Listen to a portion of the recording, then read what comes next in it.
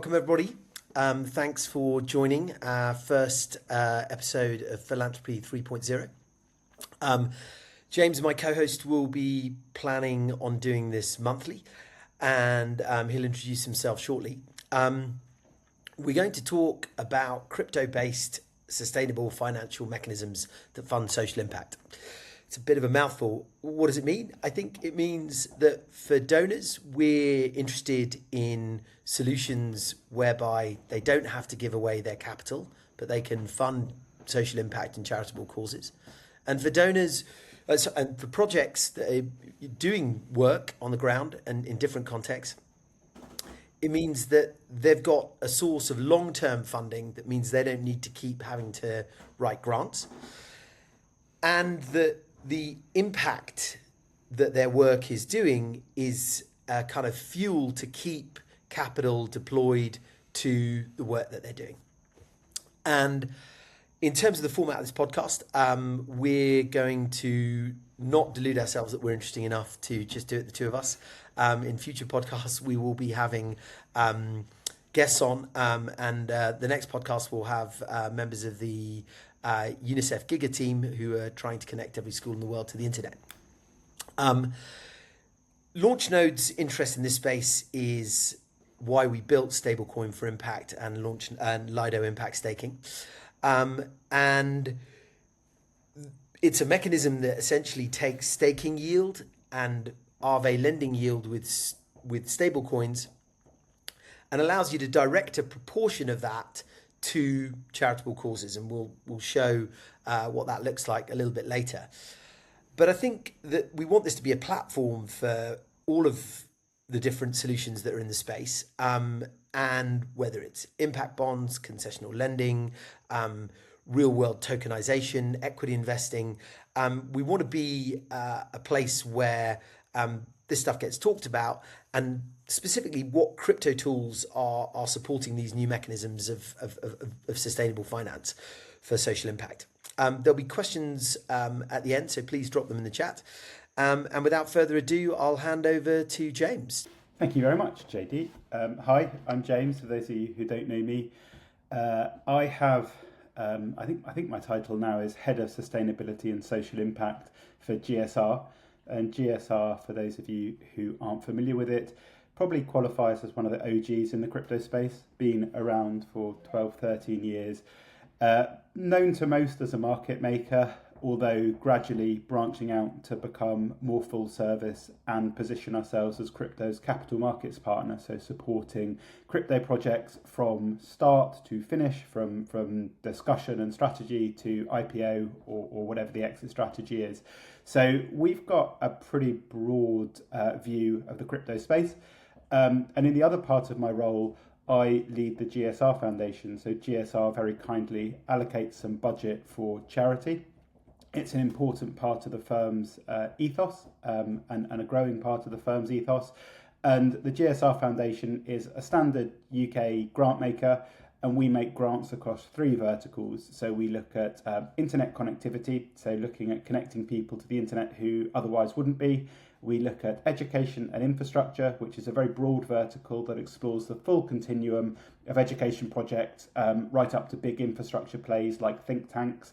And the one that's most relevant to this call is the blockchain for good space, where we're looking at any aid modalities that are better served by blockchain technology than traditional aid modalities. And we deploy budget to explore and pilot and test. And the gradual goal is to take some of our pilot findings to a real world and ensure that we're not just piloting, we're actually challenging and creating newer, faster, better ways of doing things. And I've been in crypto about 4 years. My background before that is pretty much all charity, setting them up, scaling them. And so I've evolved from a fundraising role into a more philanthropic role. Thanks, James. And I think that the importance of sort of the lens we're bringing as Launchnodes, sort of builders of decentralized applications and node and providers of node infrastructure, and James as an institutional sort of crypto donor that's using the stablecoin for impact mechanism and Lido Impact Staking, hopefully will prove an interesting set of lenses to look at some of the stuff. James, I don't know if I could. Our format for today, also just to give some context, is to try and set the scene. James and GSR and Launchnodes have been working now for best part of 2 years together in building these two contexts of ETH staking returns and using stablecoin yield. So we kind of wanted to set the scene, and in future weeks we'll have guests on to reflect on some of the things we've talked about, but also share new ideas and thinking. But James, my question sort of to you is that sitting at the intersection of institutional philanthropy and innovation and crypto, as you see it, what's the actual problem with how Impact's funded right now? And what did you make? What made you interested in this? Because I'm assuming everything is not perfect in the way things are funded, and how Impact's being financed today. Yeah, happy to opine. Obviously, the general funding crisis that's pervasive across the whole sector is sort of becoming more and more pressing. Big budgets are being cut, and we know from everyone we talk to that there's a great deal of uncertainty in the sector. The charity sector is about the furthest thing from a homogenous unit, but we do know across the board, generally everyone reports that it's the funding issues that are keeping them up at night and making things difficult, making growth difficult, making survival difficult. And obviously in the non-profit sector, generally in the for-profit sector, you live or die by the quality of your product. If your product's good, you sell more of it. If your product's bad, you sell less of it. In the charity space, that's not necessarily the case, because you can have a superior product but an inferior marketing and fundraising outreach, and so often the complexities around income generation can be unfair and make fundraising a real challenge. But we do know there are some truths, and perhaps the most depressing truth that kind of keeps me up at night is that the Sustainable Development Goals, if we take those as a good benchmark of what we need to solve in order for this planet to be better for everyone to live on, is that they'll cost trillions of dollars to achieve, right? The recent pricing at Davos shows that this is a huge set of problems that will cost a huge amount of money to resolve. And the global charity sector operates in the billions. So there's this sort of structural mismatch between the scale of the problems that face everyone and the scale and the structure of the capital that's addressing them. And that's not new, that's been the case for a while. But one of the things I always encourage people building in this space to think about is that, we can't simply continue deploying capital in the same way and expect fundamentally different outcomes. And what we're seeing is that the capital is not being deployed in the same way because it's far less capital being deployed. So, with the closure of USAID, we're seeing people trying to maintain output but with less resource, or if it's the same amount of resource, it's less reliable and it's more tenuous. And so, traditional grant making and traditional statutory funding will remain an important part of kind of the future of philanthropy. But there's always been problems with the model around mobilising capital at scale or speed or with the level of coordination required to address systemic challenges. So that is the core issue, Impact being largely funded through fragmented, short-term, risk-averse models. But the problems that we face are systemic, long-term, and capital-intensive. So there's this sort of mismatch between the way in which kind of traditional philanthropy has typically looked at problems and the perennial nature. It takes a long time to solve for something like poverty. So, I'm in a uniquely privileged position working within a firm like GSR that has philanthropy at its core. So I'm surrounded by people far smarter than me who understand this technology, who understand the role it's going to play in the future of global financial infrastructure. And GSR thinks constantly about liquidity, about coordinating at scale, etc. So we want to bring that thinking into the foundation. And where we see tools and techniques and people who are trying to move the needle, they're trying to develop the new suite of financial for impact products, we feel, not only we have an interest, but we have a responsibility to work with them to sort of drive things forward and work out what works and what doesn't work. And so from our point of view, it was a bit of a no-brainer. We like the proof of stake concept. We like generating revenue. We like the long-term sustainable nature of this that sort of supports organisations in perpetuity or for a significant amount of time. And so, it was an easy decision to make, and personally, I really enjoy working with you, and I think we've built something really great. No, and I completely agree, and also very much enjoy working with you. I suppose one of the things that we've learned through working with you is the idea of, well, how do we get people to use this? But we'll come to that. Sorry, I feel it might be your turn.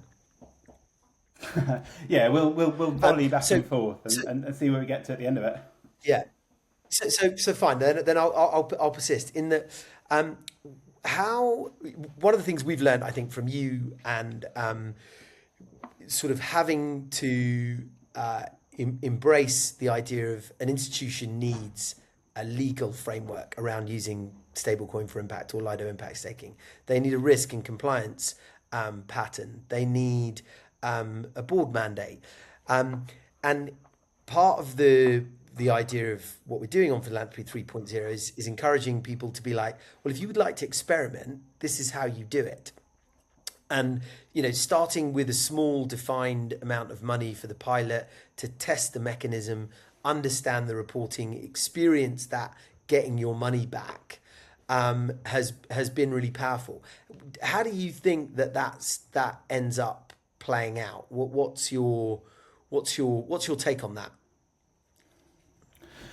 I mean, I think I've certainly seen, and we're certainly seeing across the board in crypto, there is far greater institutional adoption of the technology. So, the big banks are hiring in this space, we know, and family offices have far more exposure to digital assets than they had sort of 5 years ago. So I think there is sort of a growing understanding in the broader traditional finance space that this is going to be something that sits along TradFi. I think the sort of the doomers who see everything going to zero and this technology winding up are fewer now than they were. But I do think that with sort of the adoption of something like impact staking or stablecoin for impact, I think the role we can play in demystifying and showing how it works and how we put some capital in the process to generate a yield. I would see our role and then subsequent roles of people who adopt this technology to advocate for it and show how straightforward it is. And for me, if you look at the adoption and the pretty significant adoption of something like a donor advised fund for kind of middle, higher value givers, these things have taken off massively. And so I think there's no confusion about the mechanism, about how something like this works. It's just, as we were discussing, I think the other day, there's terminology issues, and people often get put off by terminology that's actually quite straightforward. And so, there's a role that we need to play in educating people in how sort of staking as a mechanism works and why it yields a result and why Ethereum yields a result differently to a stablecoin, etc. But I think in terms of managing risk profiles, the fact that you've got both Ethereum for those people who want the volatility associated with ETH, and you've got stable coins for those that don't, I think there's something for everyone. And so, I don't think anything will happen quickly, but I think in terms of growing, encouraging people to think about using a portion of their, reserve or their, family foundation or whatever it is to put on this system, the positives are kind of exponential in the sense that I can effectively set up a donor advised fund in 4 clicks. I can buy some ETH, I can stake it on the platform, I can point the rewards where I want them to go, and that is effectively a donor advised fund. That in itself is something definitely worth exploring, given that historically donor advised funds and similar have been complicated to set up and infrastructure and bureaucracy heavy. So there's loads of really exciting stuff to explore, and I would encourage anyone with an appetite to explore the role cryptocurrency can play in their portfolio while they're acquiring crypto. It doesn't hurt to stake it and point the reward somewhere, and then all the data about where it's gone and what it's supported is available in real time. And very, very happy to get the dashboard up and show people what that looks like in that spirit, if that would help. Yeah, no. I think we should definitely get there. Yeah, and I don't know if from our lens in crypto, we're ETH maxis and BTC maxis and lots of other things in between. But one of the things that I think we've sorely lacked is a clear set of customers that we want to serve. And so within this construct of impact staking and stablecoin for impact, we wanted to serve 2 clear customers: the donor who gets to keep their funds and give away yield, and then the charity that is now got a long-term, more sustainable way to fund impact. In the middle is this idea of impact data almost being the confirmation of, okay, if you give me $1, 89 cents of that is going to go as a direct cash transfer with Give Directly. If you give me a dollar, or give Giga UNICEF $1, then this percentage of a school circuit is going to be connected. If you give me $1, then this many trees will be planted. These are the contexts we work in right now, and this is the carbon that's going to be sequestered. What we believe is that impact data is it's actually a fact.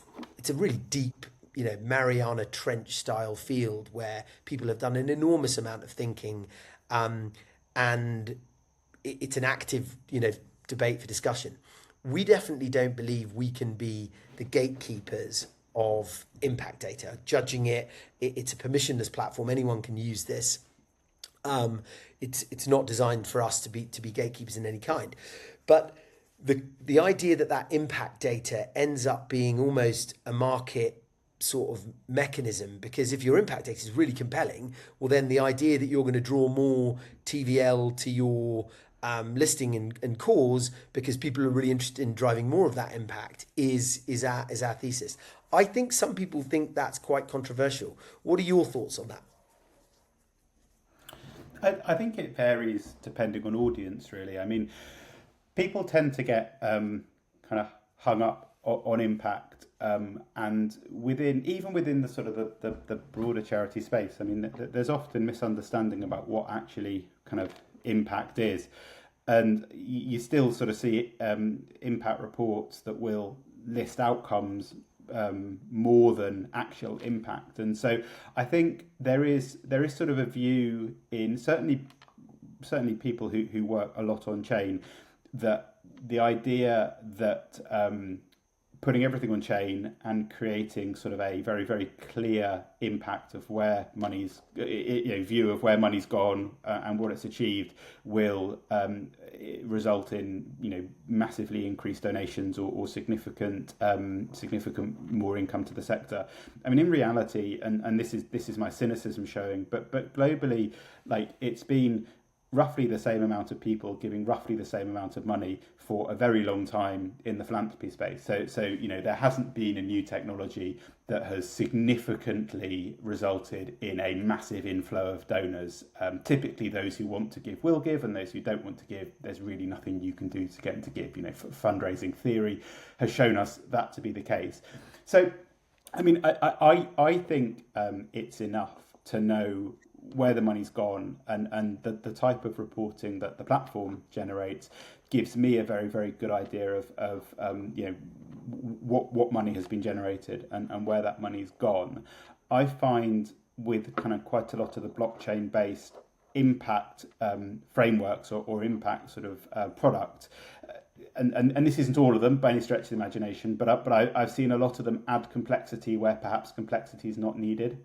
And so I think I would caution getting too hung up on kind of trying to bake impact reporting into things, because often it doesn't do what people think it's going to do, and it doesn't sort of result in exponentially more interest in the project.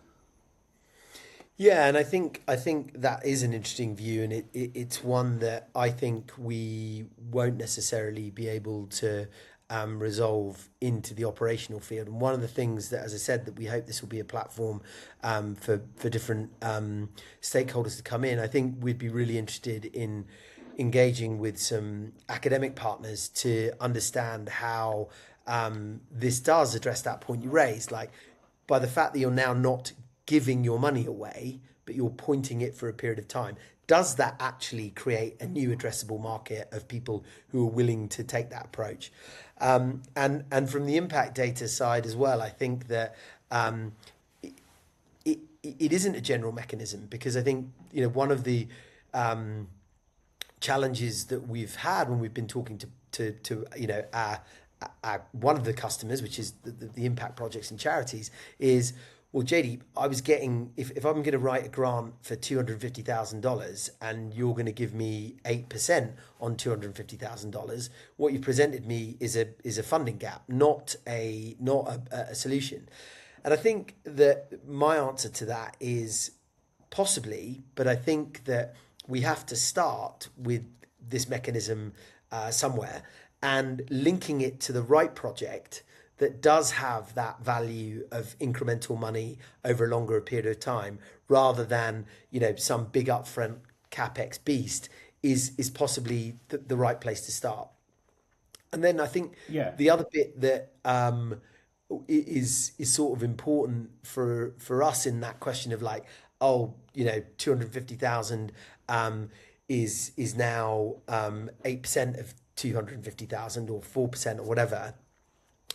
I think it's only in a time of crisis where that 250,000 in lump sum to be written off and handed over has never seemed harder to get, that it allows for something like what we're doing to be relevant and useful and an alternative option. I think if there was infinite numbers of pots of $250,000 that were being handed out and that they were growing, then I think we'd be slightly wasting our time. But the world feels a long way away from that. And the other bit that I think is also sort of for the future, but I think we're really excited by, and some of the ecosystem partners in the mechanisms we use have talked to us about this, is that, okay, so we're talking now still 5-year project, X amount of capital deployed, and it's long term, or perhaps it's in perpetuity. But there's another roadmap for this, which is that just like repo markets, which is something used in TradFi, which is short-term lending and borrowing to generate yield, capital can be deployed for a very short period of time, but it's a very large amount of capital. So the idea of dropping $4 billion of USDC or USDT onto Aave for 17 hours and pointing the fund to plant trees or connect schools has an effect. And I think that as the technology gets adopted more and embedded as one of the things in the toolbox of philanthropic giving, I hope it can take that pattern. And one of the things we map to a lot in terms of adoption and flavor is microfinance. Microfinance as a concept had many different flavors and adoptions, and we hope that in seeding impact staking and stablecoin for impact, it will also take many different flavors and have many different practitioners and adoptions. I don't know if you agree or have any thoughts on that. Yeah, no, I mean, I absolutely agree. And I think the only observation I would have is that, in your example of the $250,000 check, generally those checks are for restricted or aren't wholly unrestricted, so there is an expectation on the partner to deliver on a set of parameters, whereas the beauty of being able to generate sort of almost a passive income from impact staking is that that money can be deployed as it sees fit. It's broadly predictable, so you know roughly what you're going to get at the end of every month, etc. So from a sort of a planning point of view, the ability to generate unrestricted or a new channel of unrestricted money is the holy grail, really, for for grant seekers and charities delivering work. So, and tying that into specific outputs like planting trees, etc., makes a lot of sense. I think you're right. I think that there's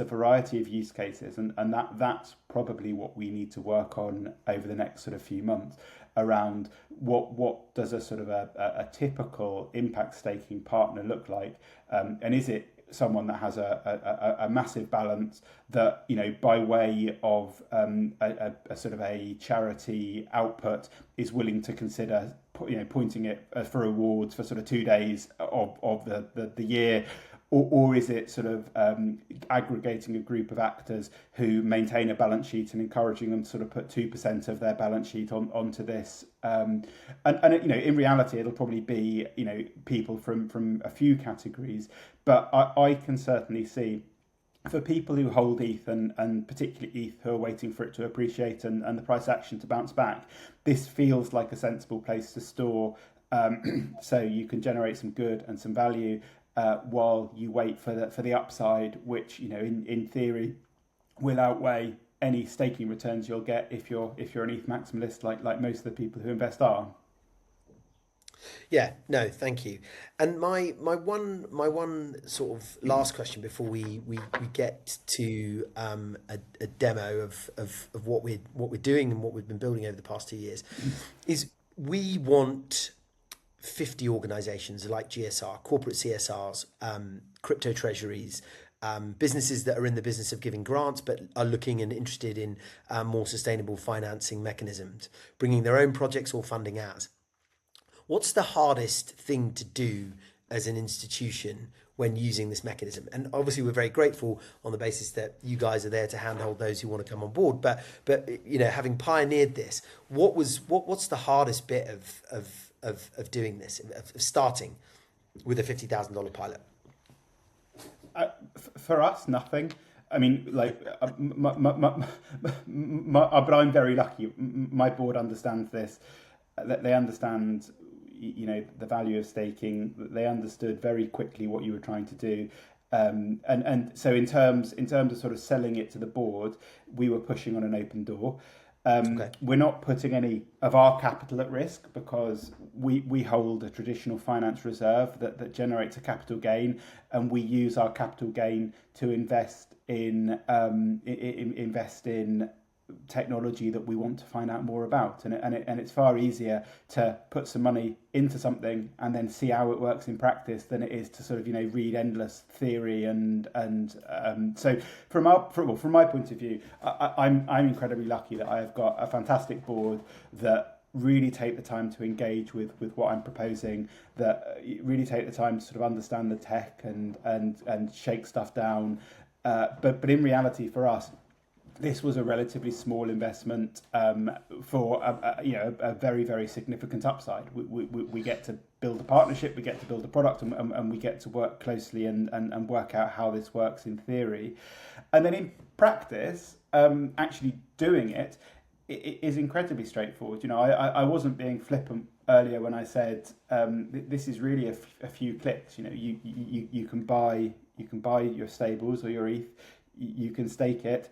And then it's done, and then you can have it back in your wallet within, I think, 6 days now, if you don't like it. But in reality, you can keep growing it and you can keep developing it, and so from my point of view, I would encourage everyone to do your own research, and with the classic crypto caveat, nothing I'm saying is financial advice. But yes. it really isn't complicated. It's something that we found incredibly straightforward, and and yeah, using the platform is easy. Yeah, and we'll come to the demo now. But on the 6 day lock-in thing, that's simply a case of if you're using ETH. If you use STETH or WSTETH, you get your money back instantly. And with stablecoin for impact, you also get your money back instantly. So there is no lock-in. And also one of the things that as we come to a demo and as I share my screen, I think it's worth mentioning is that we've had to connect the likes of UNICEF and UNHCR and Mercy Corps Venture Group and Mercy Corps Venture Fund. Sorry, apologies, not a group. And the plumbing of doing that is actually pretty complicated and relatively enterprise grade. And as a consequence, some of the patterns from the donor side have really, we think, will really help. A family office or a fund or a corporate CSR function looking to use the mechanism. So here we have the UNICEF Giga page, and as I said, their goal is to try and connect every school to the internet. They have amazing maps of all the schools in the world and the circuits in those schools that are working and those that are unconnected. And so we're going to deploy some funds to fund them. So I'm going to connect my wallet. Can you see my my screen now, James? We could just see available wallets. Okay, great. Oh, you see the screen. Yeah, perfect. And so I'm connecting my wallet, and away we go. So I'm going to deploy 0.01 ETH, which is $21, and I'm going to give away 50% of my staking return, in fact 51%, and then I'm going to keep the remaining 49 as profit for myself. I could, as ungenerous as that is, I could donate 100%, or I could donate 1%, or anything in between. But the idea that there's a binary choice of giving your money away or keeping all of it is what we've tried to change with this mechanism. So let's settle at 75. That seems good. And then we're going to stake this ETH. Now we're using Lido's staking infrastructure here. This is integrated with Lido, and we partnered with Lido to build this. So you have 50 of the largest staking companies in the world managing the actual staking. You have CSM node operators, you have DVT node operators. So the full power of the staking mix on the technology side is taken care of. And so we're just going to wait for MetaMask and Ethereum to do its thing. And these funds are now deployed. And actually, we now go to a dashboard to see what's been staked and how that works. Now, we've just made a very small donation, and it was on ETH. But I'd actually really like to hand over to James now to show the GSR dashboard, which has a portfolio view of impact, and is able to see that portfolio of impact of what's been staked to what organization.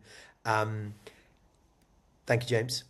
Sure. And you can see the multiple different portfolio things that James is doing with his staking returns, supporting Giga. James, I think there are other causes there that you can share on the screen, potentially. Go down. My mouse. This is when my mouse has decided to stop working. There we go. Okay. Here we go. Oh, your mouse is... Yeah, it was the mouse. So there are the different organisations. There's the Venture Fund, and I think there's also Mercy Corps Venture Fund there as well. So if we scroll down now, go to Mercy Corps. There we go.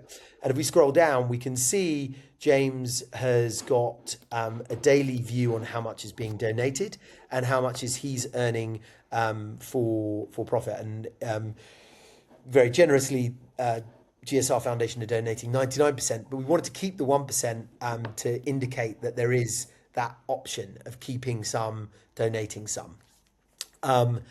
So that's that's the ease of how you do it. And then if James wanted to withdraw his funds, he could. We'll be doing that as a demo in another podcast. I wanted to just move on quickly to show you how stablecoin deployment on Aave works. And the assets that we can deploy here are USDT, USDC, and DAI. What's happening in both Lido Impact Staking and in stablecoin is that the money is going from the donor directly to the charitable cause. Launchnodes are not custodying it. There's no third party intermediary there. And what that does is it supports a connection between the person or the organization that's supporting a charity and the charity itself. We're not looking to get in the way or be some kind of intermediary there. It's a pointing mechanism. And so I'll connect my wallet and we'll deploy funds using Aave. And so Aave, for those who don't know, is an over-collateralized lending mechanism called an automatic money market. And what it means is that if I want to borrow $100, I have to deploy $220 into the mechanism. And if James then wants to earn some interest on some spare money he's got, he can put it, lend it, and I will borrow it, and he will get a share of that of that interest rate. And the idea that how can James lend when he doesn't know who's he's lending it to is made safe by the idea that anyone who's borrowing has to have an over-collateralized loan. And if the loan-to-value ratio gets too small, then immediately the deployed capital is called and James is always made whole. So this mechanism has been designed by Aave to great effect, and it has $140 billion, I think, of TVL. And excuse me if that's in any way inaccurate, but I think that was my last understanding. And we've chosen a sort of blue chip DeFi mechanism that gives everyone a level of comfort as to what's being done. So let me stop talking and deploy some funds. Okay, let's deploy $15 here. And again, I can donate between 1% and 100%. Let's call it at 47%. And then let's deposit these funds.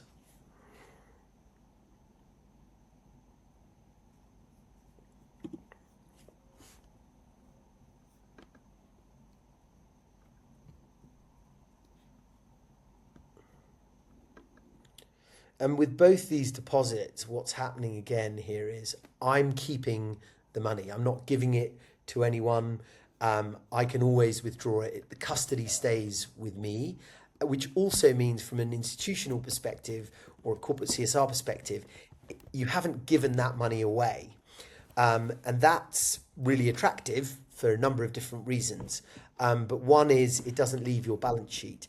And one of the things that James pointed out when he used this mechanism, he's like, wow, well, this is a lot easier than trying to fund projects with wire transfers and other things that take time, are costly, and can potentially significantly reduce the amount of money you're actually sending, especially if you're working in smaller amounts. We can go back home, the data's updated, and again, we can now go to a dashboard that shows our eeny weeny stake and the donations that are being made both in ETH and here now in stablecoins. So we haven't yet deployed World Bank size funds here, as is clear. James, it might be worth to some extent showing your deployment, which is larger and has a different history. So there we go, GSR's deposit and dashboard. And again, there's a single dashboard to see the staked ETH portfolio of impact and the stablecoin portfolio of impact. And there's a tax reporting tool built in that allows you to see exactly how much you've donated and how much you've earned over a given period of time, which you can hand to your accountant and in whatever jurisdiction you're in, get managed as charitable giving. And we've just done that. We've just done that with our auditor. Amazing. And I think I think that's it really. The goal about making it really simple, the goal about it being quick and relatively intuitive, and I appreciate many of you are not crypto natives. Some of these things about around using a MetaMask wallet or connecting to a D app and you, we can certainly look to support you doing that. But again, these custody patterns are also really interesting. How do I store crypto as an organization? And I think GSR, if you were interested, have some unique insights and patterns on how that can be done. We have 15 minutes left. I would like to hand it over to any questions we have, if we have them in the chat, or give everyone 15 minutes back. I also wanted to talk about the next webinar, which will be with UNICEF Giga Team. Their team mentioned to us that they are doing a call for funding, which is equity free for blockchain startups, and I will share that link in the chat. And we have some questions. What about the beneficiary? When can they receive their part of the yield? This is a question from Alex. Thanks, Alex. I think that's a great question, and the answer is daily. And the other answer is that many of the organizations we're working with have a very difficult challenge with holding crypto. So they need to mark to market immediately. So they sell that crypto upon receiving it within a defined time frame that they've agreed with their treasury. Or if they're smaller, and we don't only work with UN agencies, we're working with much smaller organizations, but they get paid daily, and we've deliberately tried to ensure that mechanism is there. They can see how much they're getting paid, and I think they can withdraw. I actually think that the withdrawals happened. It moved to every 4 days rather than every day to reduce the fees of transfer on the mechanism. But the idea is they're getting paid regularly. It's not a case of them being paid at the end of the month or anything like that. We're getting the hands. When someone wants to support them using this mechanism, that money goes to that project as quickly as possible. And once inside their crypto wallet, it's theirs to do with to whatever they need to do, to the extent that they're driving that impact data. DAI is another stablecoin, and it's a stablecoin that is its origins. I won't. It's part of another protocol, but it's essentially a stablecoin asset that's used in Aave, and so we've made it available because it holds a dollar peg. And the idea of the big difference between stablecoin for impact and ETH is that in ETH I put in 1 ETH, I get 1 ETH back. In stable, but the ETH's price in dollars could have changed 40% up or 40% down. So you've got to be comfortable holding that asset class to use the mechanism. In stablecoin for impact, if I put $1 million on, after 2 years or 2 days, I get $1 million back. And that's why we've included those 3 stablecoins that Aave use as primitives in their lending pool. Question, are you able to add with regenerative project on base? So I think that we have not got a mechanism yet that takes any yield from base and points it to these organizations and charities. If you would have a way that you think that could work, really interested to talk. I think one of the things that we look for with yield is that you don't need to be a rocket scientist to understand it. It's easy, and it's easy to understand for crypto people, but much more importantly, non-crypto people. And that it has some level of sensibleness to it in terms of what it is and its operational income, or its clear over collateralized lending. We're not looking to try and introduce yield from super high speculative risky stuff, because obviously we're trying to build this at a foundation level up that allows credibility in non-crypto people to use it. So yes, really open to that. About learning what yield mechanisms can be built on base, and we can talk after that. We'll share our links. Kevin, I wanted to get to your question. So Kevin's making the point that the idea of having a roundup function to allow people to donate that roundup is a really effective fundraising mechanism, and it's something we could incorporate. Yes, we're looking to sort of circulate this out on different social media channels and shorts. You can certainly reach us on the slide that Rajesh showed at the start, and we'll bring that up in a sec. It's a question. Have you thought about trigger UX rather than a passive investment option? That's the question. No, I think we haven't, and I think understanding what that might look like would be really, really interesting. So thank you for the suggestion, and hopefully we can discuss how that might work at another point. Yeah, I think we've covered the questions. And I just wanted to thank everybody for attending. There will be shorts made for this and put out into different channels. If you have any questions, please reach out to us. Rajesh, if you can stick up the slide that gives the information, that'd be great. Thank you, Rajesh. So please reach out to us if you have any questions. As I said, James and I are under no illusion that we're interesting enough to do this month on month, just the two of us. Our plan is to have people who are using this mechanism working on sustainable finance in other modalities, and solving this same problem of how can we allow funding to charitable causes without giving capital away and giving the opportunity cost of yield, and all the things around that. Thank you very, very much. I'll give everyone back 6 minutes, and we very much look forward to seeing you on episode 2 of Philanthropy 3.0.